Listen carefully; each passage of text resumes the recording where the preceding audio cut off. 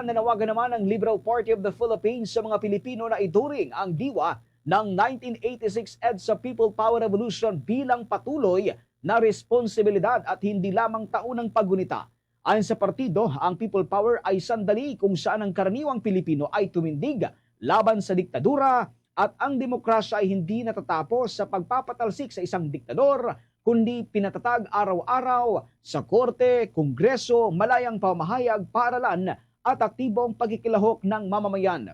Binanggit ng partido na sa loob ng 40 taon nananatiling hindi ganap ang katarungan at ang mga banta sa kalayaan ay nagiging mas sophisticated, malakas at tuso, kaya't kinakailangan magbago rin ang paraan ng pagtugon. Ayon sa grupo, hindi sapat ang pag-alala. Kinakailangan ho aniya ng pagkilos habang nananawagan sa publiko na ipagtanggol ang mga institusyon, igiit ang pananagutan ng pamahalaan at magkaisa laban sa mga hakbang na nagpapahina naman sa demokrasya.